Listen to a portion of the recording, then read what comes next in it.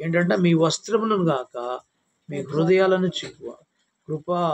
మీ దేవుడైన యెహోవా కృపా కనికరము కలిగిన కరుణా వాత్సల్యములు గలవాడు, శాంతమూర్తి, అత్యంత కృపగలవాడు అని మాట్లాడుతున్నాడు. మన దేవుడు ఎవరంట? కరుణా వాత్సల్యములు గలవాడు, శాంతమూర్తి, అత్యంత కృపగలవాడునై ఉండి. ఆయన ఒకవేళ మన పాపానికి శిక్ష పంపించినప్పుడు నీ వస్త్రము కాక మీ హృదయాన్ని చింపుకొని హృదయపూర్వకంగా మొరపెట్టినప్పుడు, ప్రార్థించినప్పుడు, విజ్ఞాపన చేసినప్పుడు, ఆయన కనికరం కోసం దావీదులాగా కనికరం కోసం వేడుకుని, అయ్యా ఆపదలు పోయే వరకు నీ శరణుజొచ్చానని మాట్లాడు. ఎన్నో ఆపదలు దావీదు గారికి వచ్చినప్పుడు, దావీదు అలాగా దేవుని శరణుజొచ్చినప్పుడు, వేడుకున్నప్పుడు దేవుడు విడిపించినట్లుగా దేవుని వాక్య భాగంలో మనం చూస్తున్నాం. కాబట్టి ఆయన కృపా కనికరం కలిగినటువంటి వాడు, కరుణా వాత్సల్యములు గలవాడు, శాంతమూర్తి. తప్పకుండా ఆయన ఉద్దేశించిన కీడును చేయకుండా మానుతాడంట. కాబట్టి మనం ఏం చేయాలంట? ఆయనను వేడుకోవాలి. వస్త్రములు గాక మీ పై వస్త్రములు గాక మీ హృదయములను చింపుకో. కొంతమంది పాత నిబంధన కాలంలో పై వస్త్రాలు చింపుకునేవాడు. ఇప్పుడు అంటున్నాడు పై వస్త్రాలు కాక మీ హృదయాన్ని చింపుకో, పశ్చాత్తాపడమంటున్నాడు. హృదయంలో పాపమును కడిగి వేసుకోమంటున్నాడు. మీ శరీరానికి ఆత్మకు కలిగిన మలినాన్ని కడుక్కోమంటున్నాడు. మీ మనసులను పవిత్రపరచుకోమని, మీ హృదయాన్ని బాగు చేసుకోమంటున్నాడు. కాబట్టి అలాగా మనం ప్రభు పాదాల దగ్గరికి వచ్చి వేడుకుంటే ఆయన తప్పకుండా క్షమించి చేసిన కీడును చేయకమా అంటాడంట. ఆపదలు తప్పిస్తాడు తప్పకుండా. కృపా కనికరం గలవాడు, కరువైన ఖడ్గమైన మరణమైన తప్పించగలిగిన సమర్థుడు ఆయన ఒక్కడైన లేఖనం ద్వారా మనం చూస్తున్నాం. ఎన్నో ఉదాహరణలు ఉన్నాయి ఆయన తప్పించినటువంటి విషయాలు. తర్వాత మరొక వచ్చిన మీకా గ్రంథం 7:18 వచ్చిన ఒకసారి చూద్దాం. మీకా గ్రంథం 7:18. మీకా గ్రంథం 7:18 వచ్చిన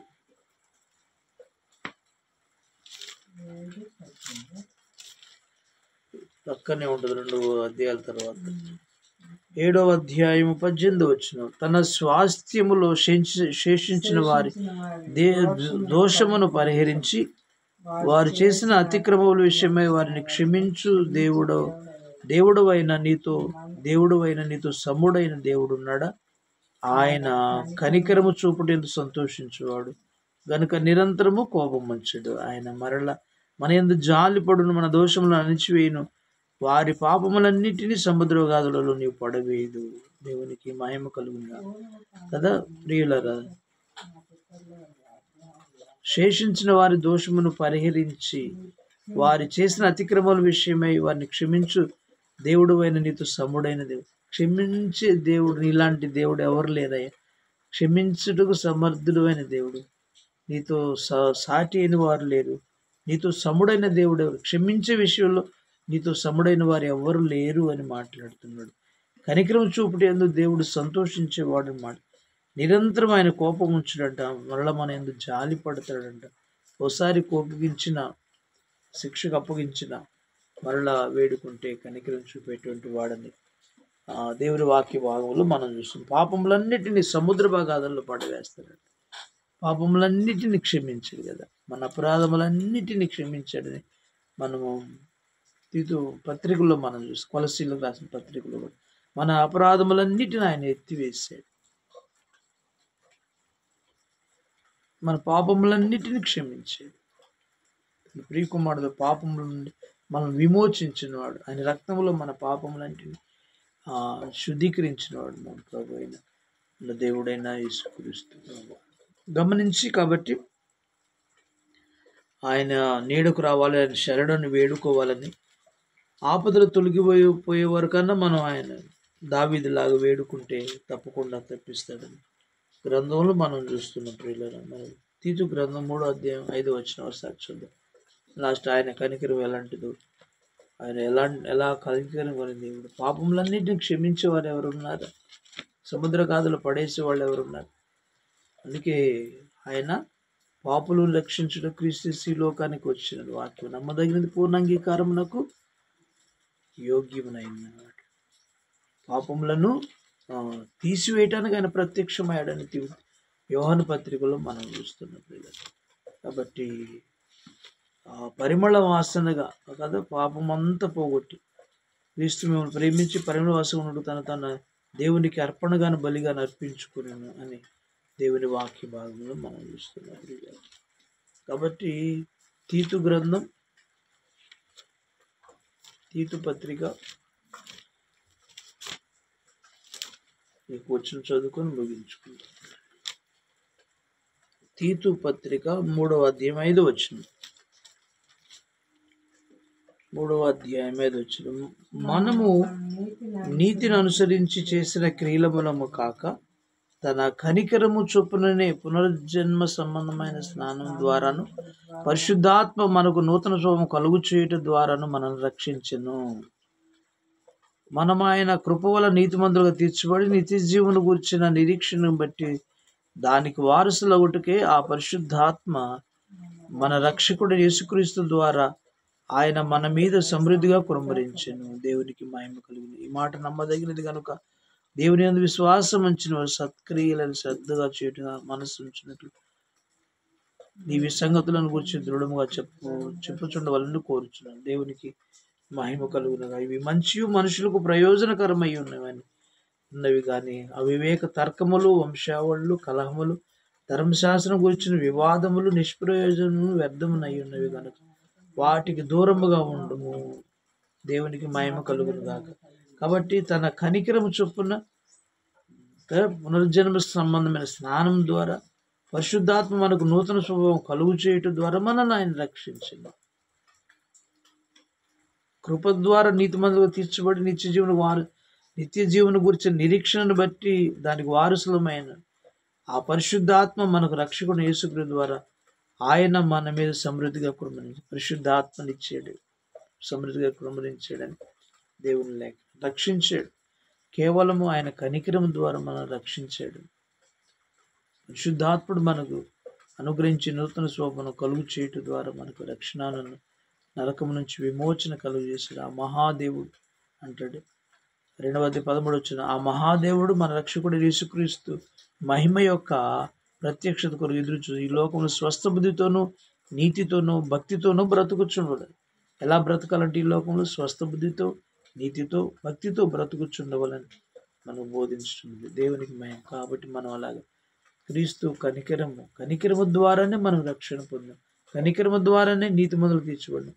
ఆయన కనికరము ద్వారానే పరిశుద్ధాత్మను అనుగ్రహించాడు. ఆయన కనికరం ద్వారానే మనకు రక్షణ అనుగ్రహించాడని దేవుని వాక్య భాగంలో పరిశుద్ధాత్ముడు తెలియజేస్తుండు. కాబట్టి అయితే మనం ఎలా జీవించాలంట?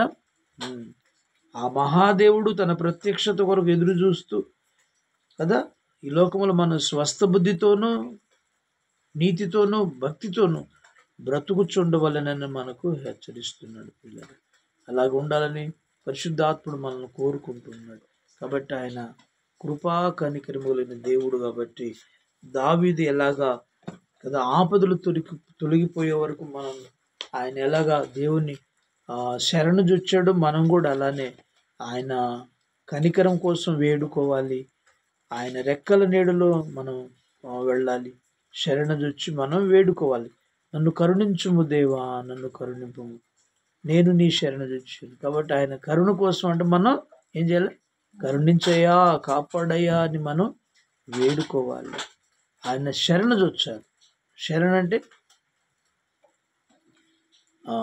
ఆయన తప్ప ఇంక వేరే వారు లేరని మనం ఆయన పాదాలు పట్టుకొని మొరపెట్టుకోవాలి, ప్రార్థించాలి, విజ్ఞాపన చేయాలి అంటాడు. అందుకే దేనిని గురించి మీరు చింతపడదు. ఫిలిప్పీ 4 అంటాడు. దేనిని గురించి మీరు చింతపడదు, ప్రతి విషయంలో ప్రార్థన, విజ్ఞాపన, కృతజ్ఞత దేవుడు మీ విన్నపములు దేవునికి తెలియచేటప్పుడు సమస్త జ్ఞానమునకు మించిన దేవుని సమాధానం మీ హృదయములకు మీ తలంపులు కావలి ఉందని ఆయన మాట్లాడుతున్నాడు పిల్లలు. కాబట్టి ఆయన శరణజొచ్చి ఆపదలు తొలగే వరకు ఈ రెక్కల నీళ్ళని ఆయన రెక్కల నీళ్ళలోనికి మనం వెళ్ళాలి. ఆయనను కరుణించమని వేడాలంటే ఆయన కనికరం కలిగిన దేవుడు నువ్వు తెలుసుకోవాలి. ఆయన శరణజొచ్చడము అంటే దాని అర్థం ఏంటంటే రెండవది ఆయన బహువాత్సల్యం గలవాడని, కోపించుచు వాత్సల్యం చెప్పే దేవుడు అని తెలుసుకోవాలి. ఆయన కృపా కనికరం కలిగిన కరుణావాత్సల్యం గల దేవుడు అని తెలుసుకోవాలి. క్షమించుటకు సిద్ధ మనసు కలిగిన దేవుడు అని తెలుసుకున్నప్పుడు ఎంత ఘోర పాపినైనా క్షమిస్తాను అన్నాడు. కాబట్టి ఆయన పాదాలు పట్టుకొని శరణ చూస్తే మనకొచ్చిన ఆపదలన్నింటినీ తప్పిస్తాడు. ఆయన మహోన్నతుడైన దేవుడు, తన కార్యమును సఫలం చేసే దేవుడు. నేను మొరపెడుతున్నాడు అంటే ఆయన ఆజ్ఞ ఇచ్చి మనల్ని రక్షిస్తాడని దేవుని లేఖనం ఉంటుంది. కాబట్టి ఆయన నీడకు, ఆయన రెక్కల నీడను శరణ చూద్దాం. ఆయనను కనికరించమని వేడుకుందాం. అయ్యా అని వేడుకుంటే ఆయన మనల్ని ఆదరించే దేవుడు, రక్షించే దేవుడు, కాపాడే దేవుడు. తన కృప ఆకాశం కంటే ఉన్నతమైన తన కృపను చూపించే దేవుడు.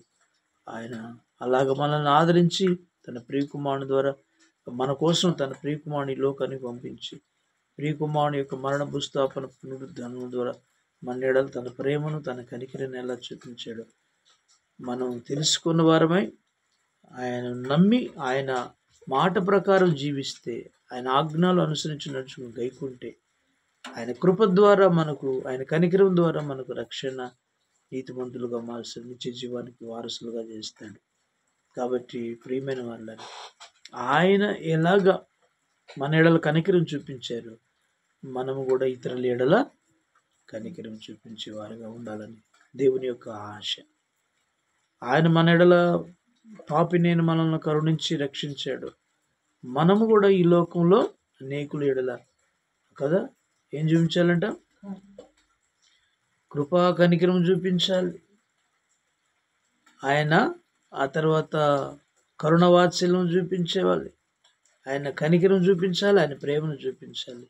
అనేకులకు మనం ఆయన రక్షణ మార్గంలో నడిపించే బిడ్డలుగా ఉండాలి. తన దూతలు పంపించేలా రక్షిస్తాడు. మనం కూడా వారిని కూడా కనికరించి అనేక విషయాలలో ఈ నరకం నుంచి అనేకులను, యూదా పత్రికలు అంటాడు, అగ్నిలోంచి కొందరిని లాగినట్లుగా బయటికి లాగను, కనికరం చూపించి వాళ్ళ అపవిత్రమైన ప్రవర్తనకు మీరు నెచ్చుకోకుండా మీరేం చేయాలంటే కొందరిని అగ్నిలోంచి బయటికి లాగమన్నాడు. వారి ఎడల మనం కనికరం చూపించి వారి కోసం ప్రార్థించి వారికి సువార్త ప్రకటించి వారిని కొందరినైనా మనం ప్రభు రాజ్యానికి వారసులుగా చేయాలి.